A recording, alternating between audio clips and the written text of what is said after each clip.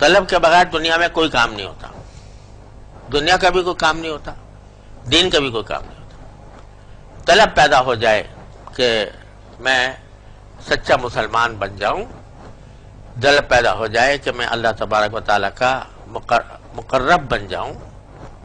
دیکھو طلب میں مانگتے وقت، اللہ تبارک و تعالیٰ سے مانگتے وقت چھوٹی موٹی چیزیں نہ مانگا کرو۔ یعنی مطلب یہ کہ کوئی چیز مانگنی ہے تو اس کو یہ نہ سمجھو کہ بھئی اتنی بڑی بات مانگ لی میں نے، اللہ میاں سے کیسے دے گا اللہ میاں؟ ارے اللہ میاں کے پاس کوئی کمی ہے؟ تو حضور اقدس صلی اللہ علیہ وسلم نے کیا دعا بتائی ہے کہ اللہم انی اسألک مرافقۃ النبیین، اللہ میں انبیاء کا ساتھ مانگتا ہوں آخرت میں۔ اب دیکھو اگر یعنی مجھ جیسا ایک تنکا یہ کہے کہ بھئی میں انبیاء کرام کا ساتھ مانگتا ہوں، جو معاملہ آپ انبیاء کرام کے ساتھ کریں وہ میرے ساتھ بھی کر لیں، کچھ معمولی بات ہے؟ یعنی تصور میں بھی نہیں آتا ایک عام بندے کے کہ بھئی میں کیسے ہو سکتا ہوں انبیاء کرام کے ہم رتبہ کیسے ہو سکتا ہوں؟ لیکن سرکار دو عالم صلی اللہ علیہ وسلم نے فرمایا کہ مانگو کہ میں نبیین کے ساتھ میرا حشر فرمائیے گا، نبیین کے ساتھ مرافقت مجھے عطا فرمائیے گا۔ کیوں؟ اس لیے کہ اللہ تعالیٰ کے یہاں کچھ کمی ہے خزانوں میں، وہ جب مانگو تو اعلیٰ چیز مانگو۔ یہ مطلب نہیں کہ چھوٹی چیزیں نہ مانگو، چھوٹی چیزیں بھی مانگو، چھوٹی سے چھوٹی چیز بھی مانگو۔ جوتوں کا تسمہ ٹوٹ گیا، تسمہ کو درست کرنا بھی اللہ تعالیٰ سے مانگو، لیکن یہ نہ سوچو کوئی چیز اس بنا پر اس کو مانگنا نہ چھوڑو کہ یہ تو بہت اعلیٰ چیز ہے، میرے رتبے سے بہت آگے ہے۔ ارے تیرے رتبے سے تو آگے ہے، وہ دینے والے کے رتبے سے تو آگے نہیں ہے۔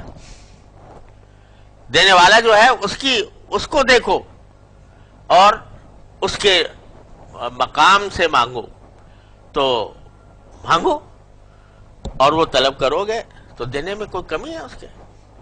وہ جس طرح چاہے دے دے گا، جس طرح چاہے پہنچا دے گا۔ تو اس واسطے جب طلب ہوتی ہے تو طلب کے اندر آدمی بڑی سے بڑی چیز بھی مانگ لے، اللہ تعالیٰ سے مانگ لے، بے تعمل مانگ لے، یا اللہ مجھے انبیاء کرام کی جیسی زندگی عطا فرما دے، یا اللہ مجھے صحابہ کرام جیسی زندگی عطا فرما دے۔ کیوں نہ مانگے اللہ میاں سے؟ کیونکہ ان کے ہاں دینے کی کوئی کمی نہیں۔ جب یہ مانگیں گے، طلب ہوگی، تو وہ تو پھر دینے جو کمی جو ہوتی ہے ہماری طلب میں ہوتی ہے، دینے والے کے ہاں تو کوئی کمی نہیں ہے، اس کے خزانوں میں کوئی کمی نہیں آتی۔ تو ہی جو ناشنا سے ادا ہو تو کیا علاج، تو ہی ناشنا سے ادا ہو تو کیا علاج ہے، ان کی نوازشوں میں تو کوئی کمی نہیں۔ تو بس یہ بھائی طلب ہے، اللہ تعالیٰ یہ صحیح معنی میں ہمارے اندر پیدا فرما دے تو پھر مانگا کرو، یا اللہ اپنے رضا کامل کی زندگی عطا فرما، ایسی زندگی عطا فرما جو آپ کے رضا کامل کی زندگی ہو، وہ عطا فرما دے۔ اب جو یہ طلب زبان سے بھی ہو، دعا کی شکل میں بھی ہو، دل میں تمنا بھی ہو، خواہشیں بھی ہوں، اور اپنے دل میں اس کی طلب کی آگ بھی بڑھ کے رفتہ رفتہ پھر وہ طلب ایک آگ بن جاتی ہے۔